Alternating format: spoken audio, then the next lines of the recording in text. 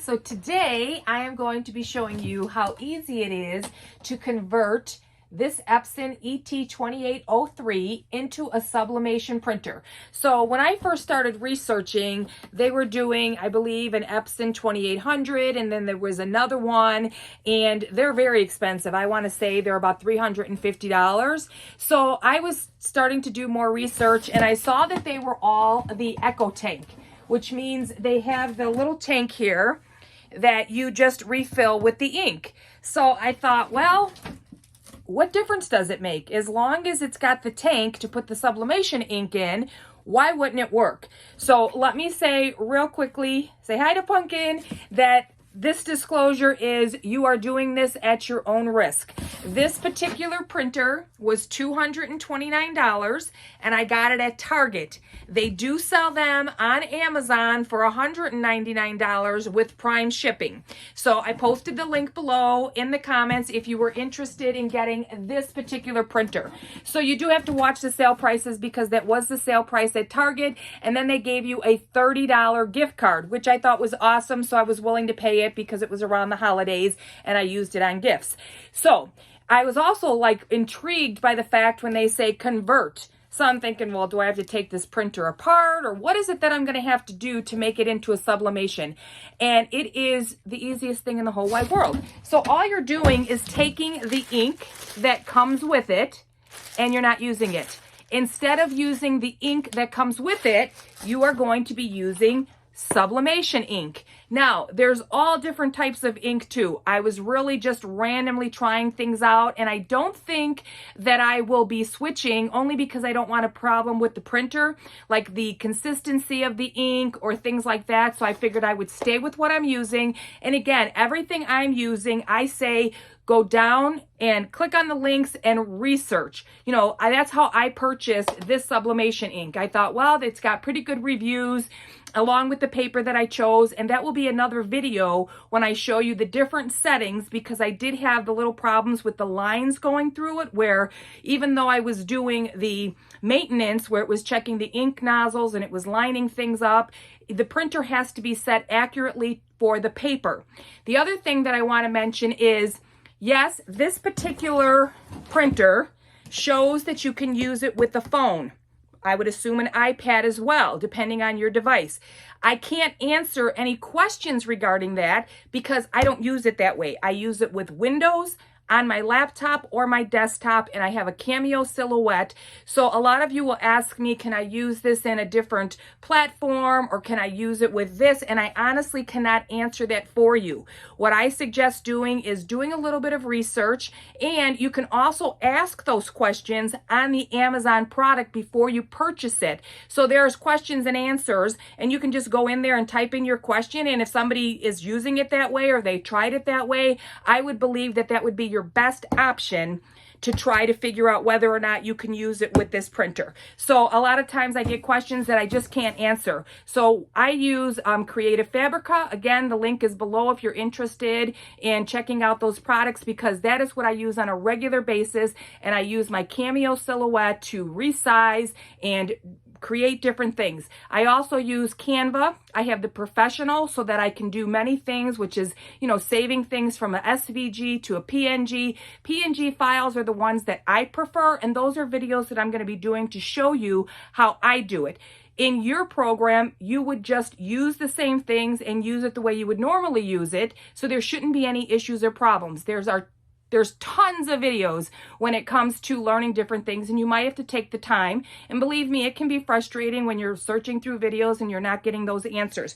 So the only thing that you would need from the ink that you get with the printer is the caps that come with it, because these caps, which I'm going to show you, are what fit on the printer in order to be able to put the ink in. So when I converted this one, I couldn't find any video like this.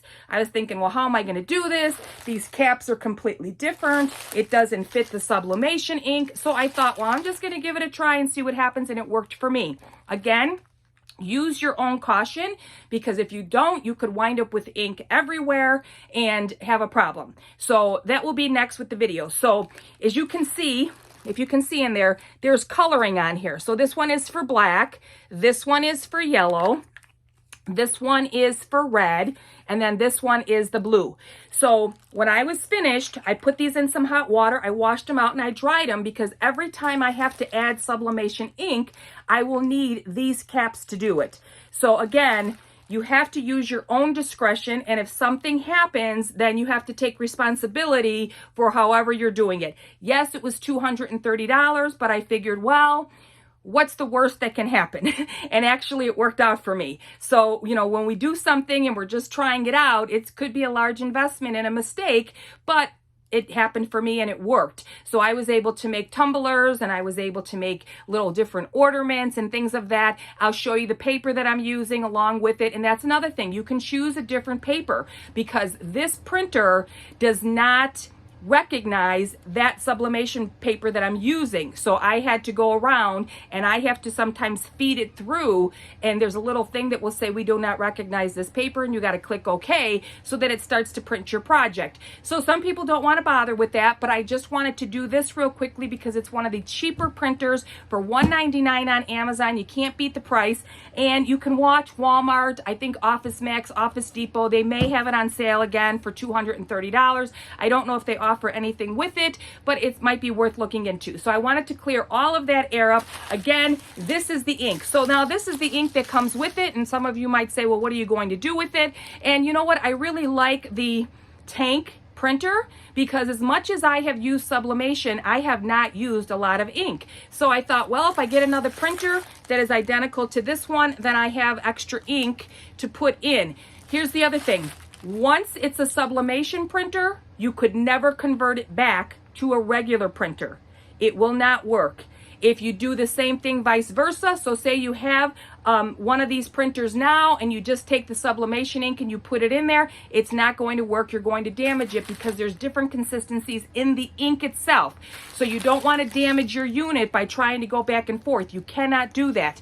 So anybody is going to tell you, once it's a sublimation printer, you have to leave it as a sublimation printer. And if you want an Ecotank that's just for printing regular things, cards, letters, then you would use the ink that comes with it. And once you convert it, you have to use the sublimation ink.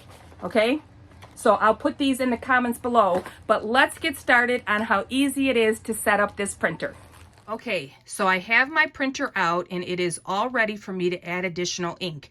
You need to set up the printer according to the device that you are using. So mine is set up to Windows for my desktop, and if you use a Mac, an iPhone, an iPad, you're going to have to follow the instructions, because I'm sure my device is completely different than yours, and you need to follow those instructions because I really can't help you with that. This video is simply putting the sublimation ink rather than the regular ink, and I'm just going to show you how I do it.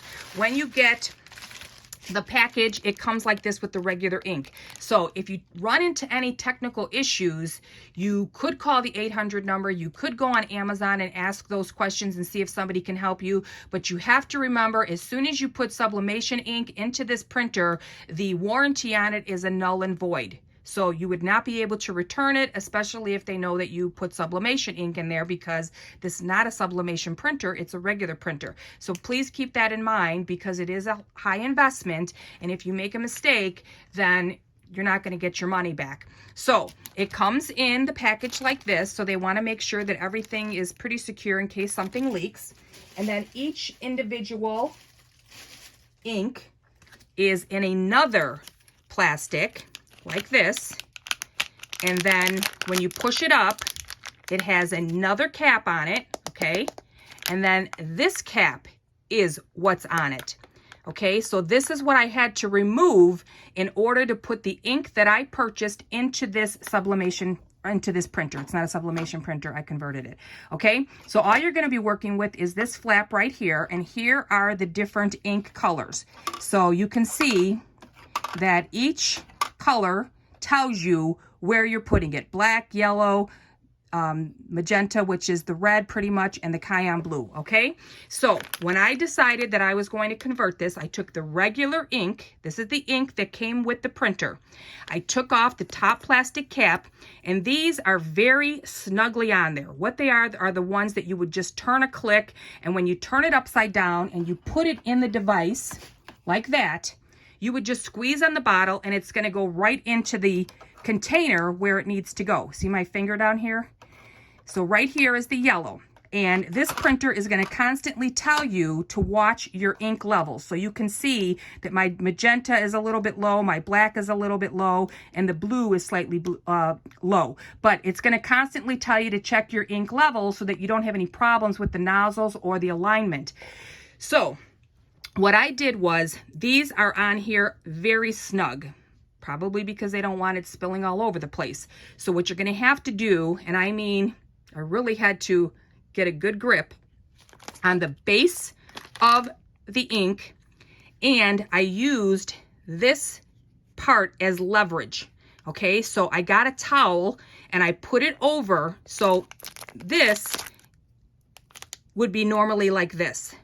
Okay, so watch, it would be on here.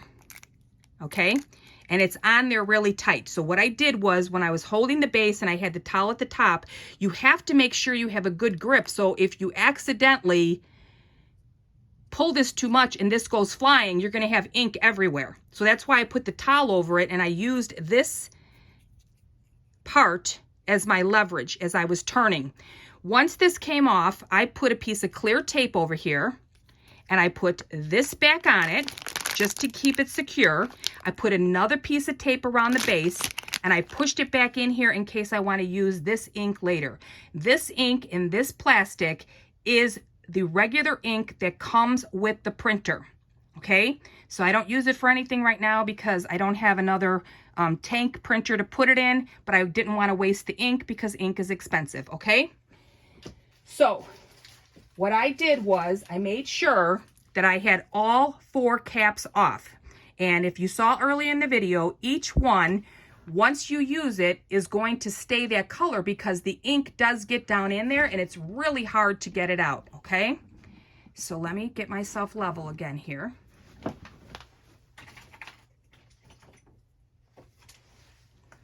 Okay, so this one here is the magenta. This one here is for the cayenne blue. This one, of course, is black, and this one is yellow. So I have a little plastic container here, and as I add the ink, I'm just going to be throwing them in here. The other thing you want is paper towels, and you want to give yourself a good work area so that if you spill it or you make a mistake, you're not going to be upset that ink is everywhere because it doesn't come out really easily. A little bit of rubbing alcohol might take it off your hands and the surface, but you might also want to put newspaper under it until you get the hang of this so there's no problems or issues. Okay, so here is my sublimation ink. Okay, I keep it here, and I didn't fill it all the way up to the top because I didn't want it running over when I put it in here. I didn't want it everywhere, so I still have a little bit in each one that I'm going to fill right now just to show you what you do. Okay, so these caps are in here when you're done, and you just take them, and I used boiling water. I actually boiled some water, I poured it in here, and I let it dry out. I put it on some paper towels, and I keep these for the next time that I refill this. So since it's showing that I need magenta, that is the color that I'm going to work with. Here is the magenta, and we're going to put that aside. Well, I want to dump these out because they're clean. So I'm going to put that there. And all we're working with right now is putting the magenta into here. So it goes this way. It's not this way, it's this way. And it just goes in there really easy. Okay, so that's all you have to do. Then I'm going to take some paper towels just to be on the safe side, and I'm going to take my magenta ink, and all you're doing is taking this cap off. Okay, and normally, depending on what printer you're using, if it's a sublimation printer, you would just turn this over and push it in there, but we can't do it that way. We have this little foil over it. We actually have to pour it into here because this is not a sublimation printer, because normally you would just screw the cap and pour it on there. So we actually have to just pour this into our printer. Okay, so just watch what I'm doing. And if you go slow, just let the printer catch up and it will. Okay, so you don't have to go real fast. You can push down on it, and the ink starts to go in, okay? So I fill it to where it gets to this top lip, and you can see now the magenta is full, okay? So I'm gonna take that little foil I had. Here's the foil. I'm putting this back on here, and I'm putting my cap back on here. And I'm doing one thing at a time, because otherwise, if you're working too much, doing too much, you might spill it. And you don't want to spill your sublimation ink because it can be expensive. So you want to make sure that the ink is in there. And what I do is put the paper towels there because you don't want it all over your printer. And you're just going to lift it up and immediately put it in here. Okay? Then you're just going to close the cap, and you'll notice we are completely full. Well, yeah, it's full. It's more full than the other three are. So this is full, and I still have a little bit of sublimation ink in here. So the next video will be on the alignment and checking your nozzles. So you have to make sure you do those, but this is the easiest way to add your ink, but you also have to follow the instructions when you're setting it up and do it at the time that it tells you to put the ink in there. Okay, so the next video will be the paper, the alignment, and getting it ready each time you use it, because again, I don't use my printer every single day, and I don't want my nozzles to get clogged, but I don't want to waste ink and paper figuring that out after the fact. So this is how you put your sublimation ink into this Epson ET2803. See you on the next video.